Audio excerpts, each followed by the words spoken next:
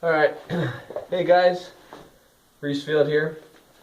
It's been a while since I made a YouTube video, and today we got something special for you guys here today. So the last time I talked about this subject was 2 years ago. I was a little less educated, didn't quite know what I was talking about. The last video I believe was called Reese's Survival Pack or Reese's Survival Bag.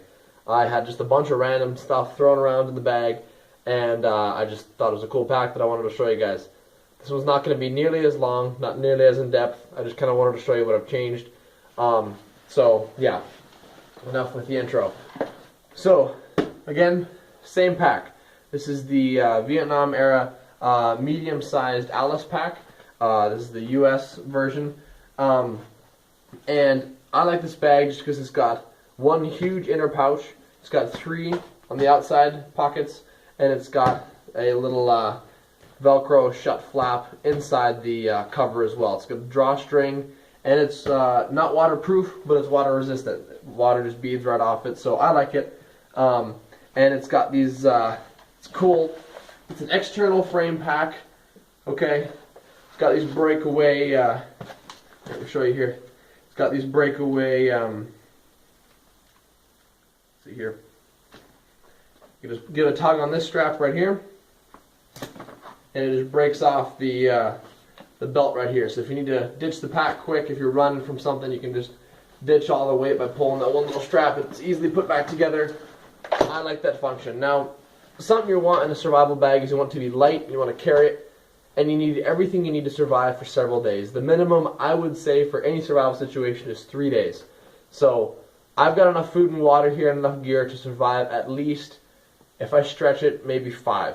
Now by that time I'm going to start feeling a little thirsty and maybe feel a little bit hungry as well, but still 5 solid days that I can count on for this pack, and maybe even more if I use some of the fishing gear that I have in here and the water tablets. I believe, I'm confident with at least a week maximum.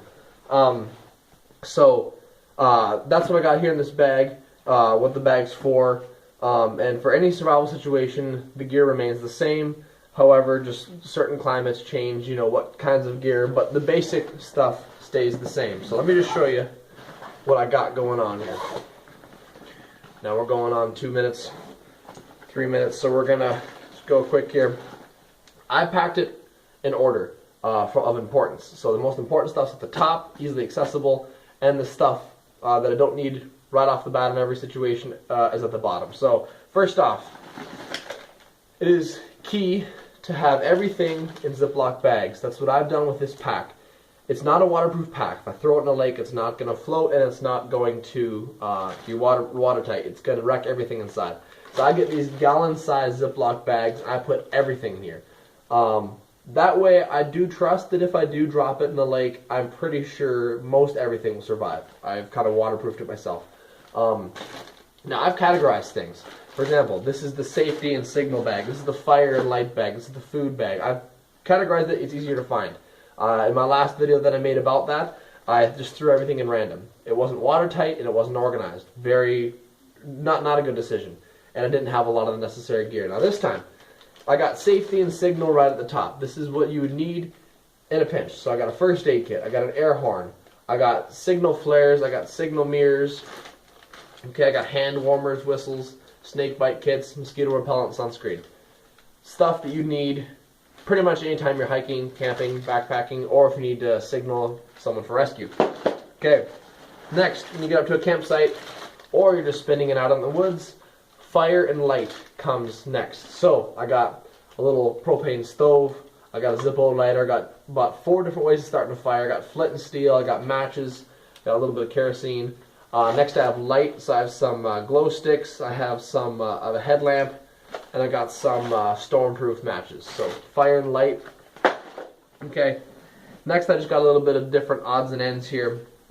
I got this Stanley cup here, alright. Got a handle that comes out like that. Open this up, and there's 2 drinking cups on the inside, and also it's a nice little pot just to cook in. So just kind of got that in there.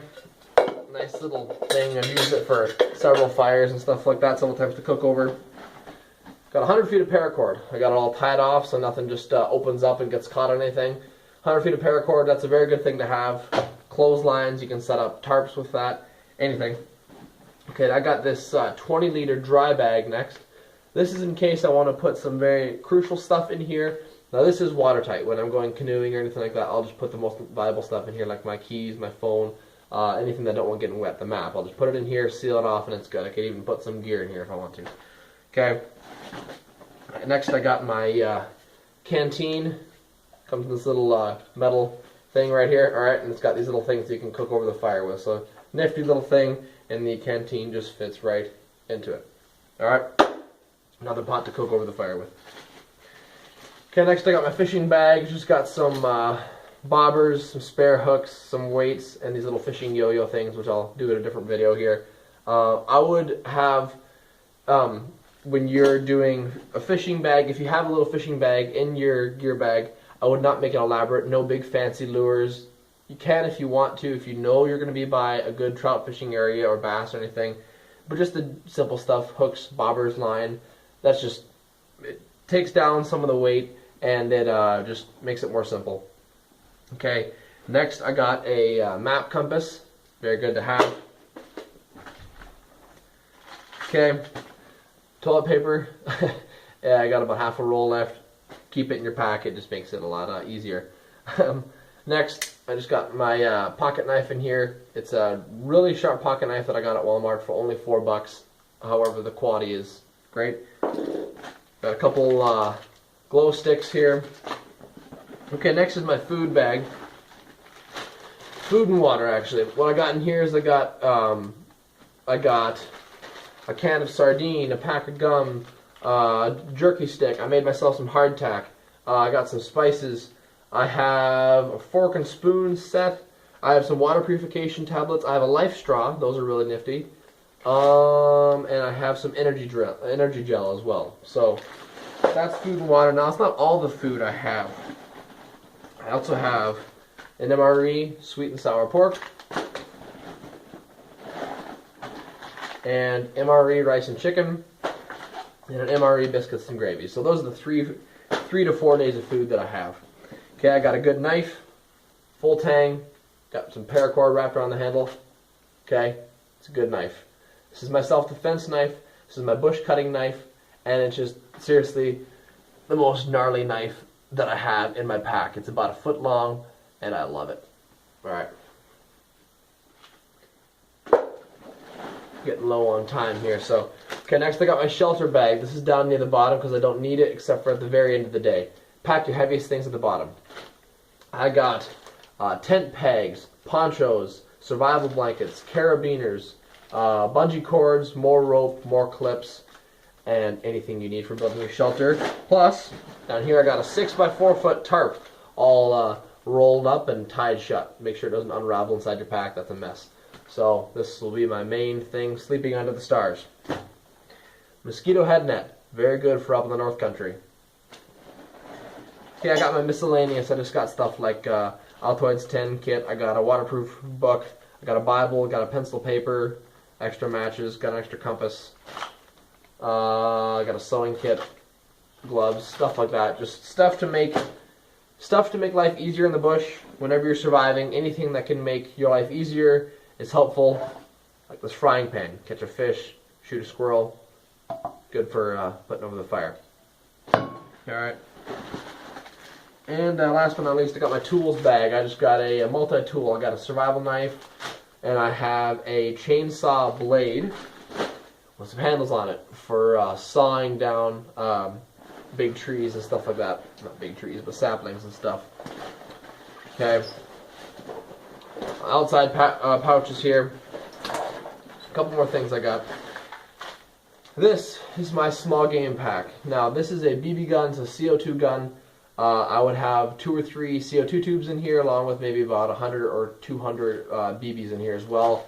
The odd squirrel that runs by, you want to snag him before it gets out of range. Now, you can replace that with a slingshot, however, I tend to like the BB pistol. Okay, and then this is just some stuff I added recently. I got some fingerless bicycle gloves. I like those when I'm paddling instead of getting welts and blisters all over your hand. And then I got this bottle made by Outdoor Products. It's got a filter in the cap. I really like it. Water tastes great. See, there's the cap, there's the filter. You can go up to any body of water, scoop the water, put this cap on top, drink right through it, and it filters it as you suck. So it's great. So that's really it. Of course, I've got an empty pack here now.